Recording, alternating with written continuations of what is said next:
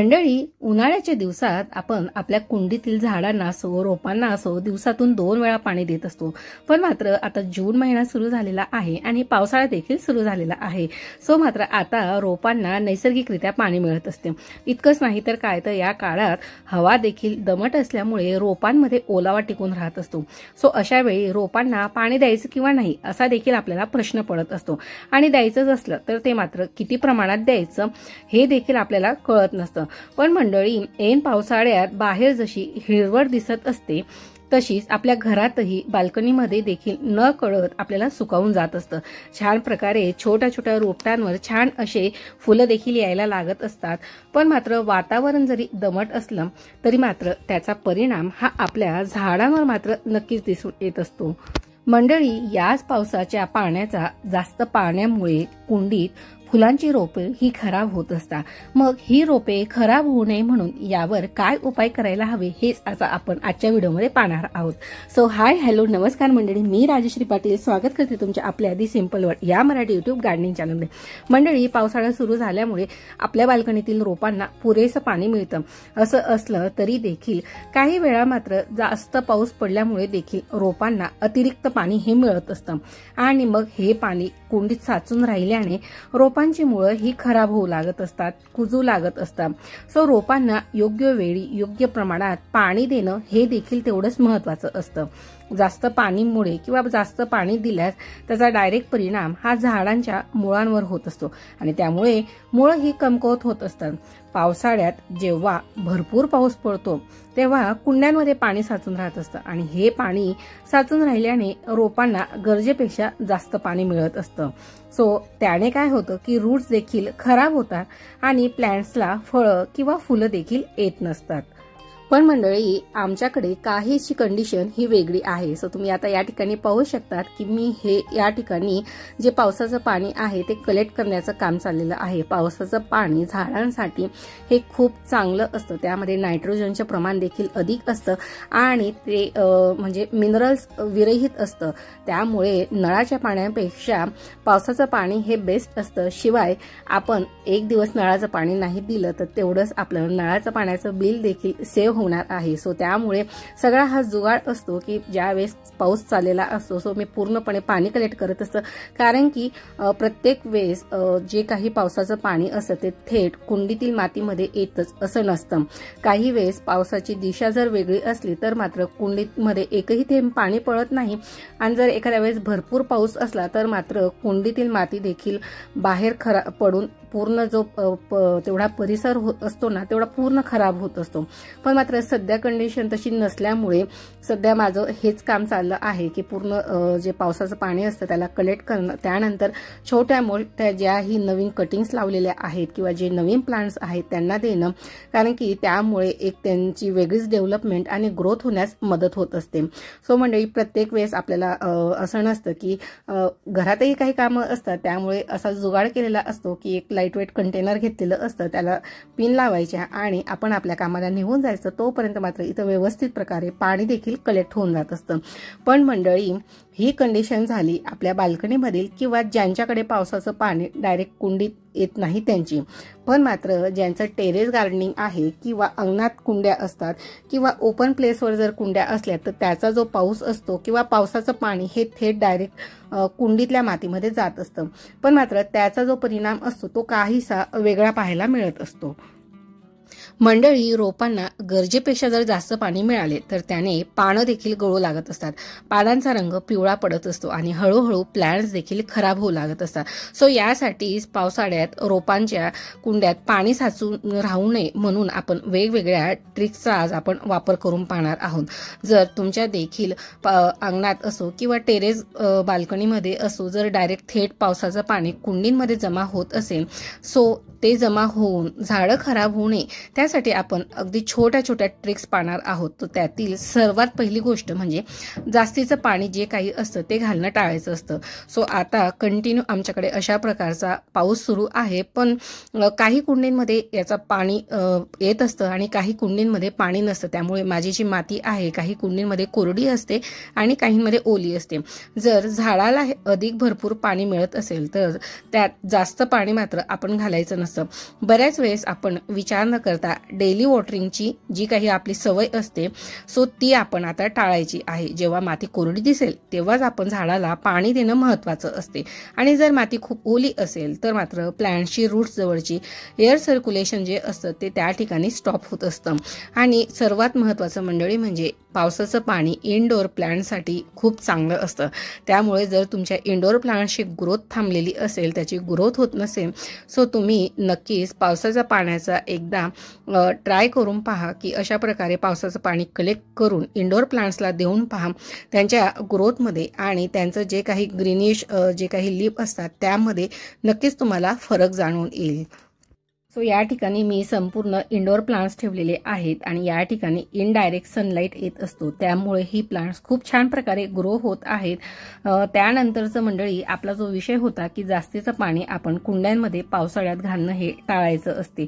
जर माती भरपूर ओली असेल तर मात्र प्लांटशी रूट जवळचं जे काही एअर सर्क्युलेशन असतं किंवा त्या ठिकाणी हवेचं जे काही असतं ते रूट्सला योग्य प्रमाणात हवा मिळाली नाही तर मात्र त्याचे जे रूट्स असतात ते कुजून खराब होत असतात. फुलांच्या रोपांच्या मुळांना थोडी जास्त जर हवा लागली आणि माती जर ओली असल्या कारणाने देखील हवा ही मुळांपर्यंत पोहोचत नाही. त्यामुळे पावसाळ्यात गुलाबाच्या आणि जास्वंदीच्या रोपांना फुलं येत नसतात. सो त्यांना फुलं न येण्याचं सर्वात मोठं कारण हेच आहे की मुळांपर्यंत हवा पोहोचत नसते आणि जर पूर्ण माती जर ओली असली त्यामुळे त्यांचं फ्लावरिंग हे त्या ठिकाणी स्टॉप होत असतं. त्यामुळे तुम्ही नेहमी माती ही चेक करा आणि त्यानंतरच वॉटरिंग करा. त्यानंतर मंडळी सेकंड ट्रिक आपल्याला अशी वापरायची आहे की रोपाला जास्त हवा आणि सूर्यप्रकाश मिळेल अशाच ठिकाणी आपल्याला ठेवायचं आहे. जास्त सूर्यप्रकाशमुळे झाडे हे अधिक वाढत असतात आणि त्यामुळे त्यांना जास्त पाणी देखील लागत असतं. त्यानंतर तिसरी ट्रिक म्हणजे कुंडीतील जास्तीचं जे पाणी असतं ते निघून जाण्यासाठी आपण कुंडीच्या खालील भागामध्ये ड्रेनेज होल करत असतो. सो हे ड्रेनेज होल नेहमी एक्स्ट्राचे करून ठेवा. त्यामुळे कुंडीतील जास्तीच्या पाण्याचा जो आपोआप असतो तो निचरा होऊन जात असतो. त्याचप्रमाणे मुळांना देखील त्या ठिकाणी हवा लागू शकते आणि बऱ्याच वेळेस ड्रेनेज होल हे मातीमुळे स्टक होऊन जात असतात. त्यामुळे रोपांची कुंडी ही सतत जास्त पाण्याने भरलेली राहत असते. त्यामुळे प्लांट्सवर समस्या ह्या वाढतच जात असतात. सो अशा परिस्थितीत रोपाला एअर सर्क्युलेशनसाठी कुंडीत एक्स्ट्राचे होल असणं देखील गरजेचे आहे. पण मात्र होल करताना जर प्लास्टिकची कुंडी असेल तर मात्र ती फुटणार नाही याची मात्र तुम्हाला काळजी घ्यायला हवी. मंडळी त्यानंतर महत्त्वाची ट्रिक म्हणजे माती ही नेहमी मोकळी करायला हवी. मंडळी पावसाच्या पाण्यामुळे कुंडीतल्या मातीचा गोळा तयार होत असतो आणि तसं झाल्यामुळे मुळांना मोकळी हवा लागत नसते. त्याचमुळे कुंडीतील वरवरची जी काही माती असते ती आपण खणून किंवा अशा प्रकारे हाताने तिला मोकळी करून घ्यायची असते. त्याने रूट्सला देखील हवा लागत असते आणि रूट्स खराब न होण्याचे देखील चान्स राहत असतात. सो तुम्ही या ठिकाणी पाहू शकतात की पावसामुळे कुंडीतील जी माती आहे ती पूर्णपणे ओली आहे. असं तिला घट्ट जर आपण हातात प्रेस केली तर त्यापासून गोळा तयार होत आहे. सो तुम्ही दिवसातून 1 ते 2 वेळेस अगदी अलगद हाताने म्हणा किंवा इन्स्ट्रुमेंटच्या सहाय्याने माती ही खाली वर करून घ्यायची आहे. त्याने काय होतं, हवा देखील खेळती राहत असते आणि हवा जी असते ती मुळांच्या शेवटच्या टोकापर्यंत पोहोचत असते. त्यामुळे त्या ठिकाणी एअर सर्क्युलेशन देखील चांगलं होत असतं आणि रूट्स खराब होण्याची किंवा कुजण्याची जी काही समस्या असते ती त्या ठिकाणी तयार होत नसते.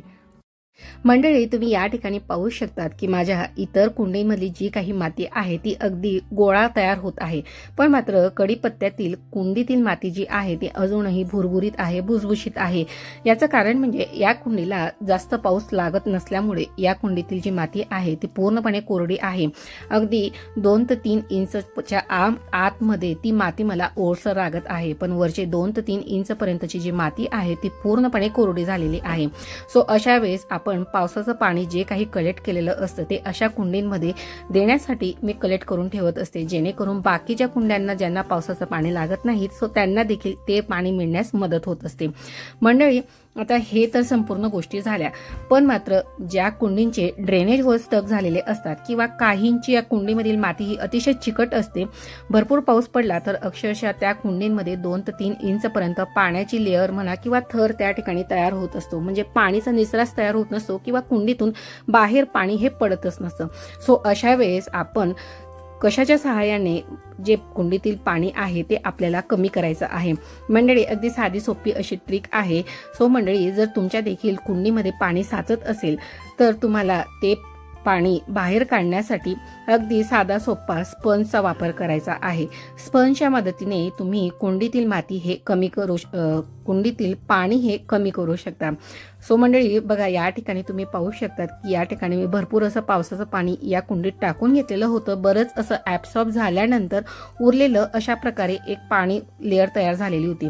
जर जास्त पावसामुळे माती ही खूप ओली झाली असेल तर मात्र मुळांजवळ स्पंज हा आपण लावायचा नसतो।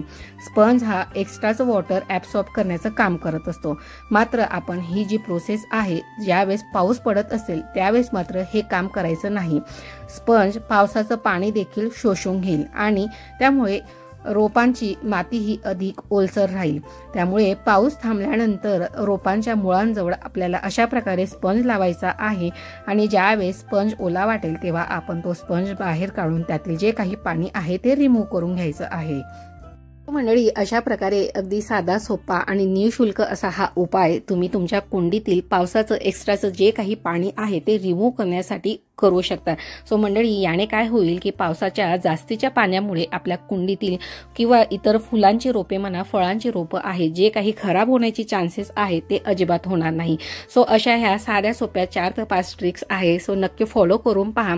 आणि या ठिकाणी तुम्ही पाहू शकता अगदी छोटे छोटे कटिंग्स मी ग्रो करायला ठेवलेले होते आणि ते छान प्रकारे ग्रो होत आहेत आणि त्यांना ग्रो करण्यासाठी पावसाच्या पाण्याचा देखील हातभार या ठिकाणी लागत आहे। सो मंडळी, अजूनही तुम्ही जर कटिंग्स म्हणा किंवा नवीन प्लांट्स लावलेले नसतील तर मात्र वेळ जाण्याच्या आधी लावून घ्या आणि त्यावर एक वरदान म्हणून पावसाचं पाणी देखील तुमच्या कुंडींमध्ये नक्की ऍड करून घ्या। सो मंडळी, आय होप आजचा हा व्हिडिओ आणि व्हिडिओ दिलेली माहिती तुम्हाला नक्कीच हेल्पफुल ठरली असेल तर मात्र व्हिडिओला एक लाईक करायला अजिबात कंजूसी करू नका। आणि हो, हा व्हिडिओ तुम्ही पहिल्यांदाच पाहत असाल किंवा जर चॅनलवर पहिल्यांदाच आला असाल तर मात्र दी सिंपल वर्ड या मराठी यूट्यूब गार्डनिंग चॅनलला अजूनही सबस्क्राईब केलं नसेल तर पटकन सबस्क्राईब बटन प्रेस करून बेल आयकॉन प्रेस करून त्यासमोरील ऑलचं ऑप्शन सिलेक्ट करा, जेणेकरून येणाऱ्या शॉर्ट आणि लॉंग दोन्ही व्हिडिओचं नोटिफिकेशन तुम्हाला येईल। कारण की मंडळी, शॉर्ट व्हिडिओ थ्रू देखील मी छोट्या छोट्या गार्डनिंगच्या टिप्स तुमच्याशी वेळोवेळी शेअर करत असते आणि लॉंग व्हिडिओमध्ये अशाच होममेड रेमेडीज असो किंवा होममेड सिंपल असे फर्टिलायझर असो, ऑर्गॅनिक फर्टिलायझर मी तुमच्याशी वेळोवेळी शेअर करत असते आणि त्याचा जो रिझल्ट आहे तो तुम्ही आता अशा प्रकारे फुलांच्या थ्रू नक्कीच पाहू शकता। चला तर मग मंडळी, पटकन व्हिडिओला एक लाईक आणि सबस्क्राईब बटन प्रेस करून घ्या। भेटूया पुन्हा एका नवीन आणि माहितीपूर्वक व्हिडिओमध्ये। तोपर्यंत मात्र चॅनलवर असलेल्या बाकी व्हिडिओचा देखील आनंद घ्या। सो तुमची आणि तुमच्या झाडांची देखील काळजी घ्या। भेटूया पुन्हा एका नवीन व्हिडिओमध्ये। So take care and bye, happy gardening.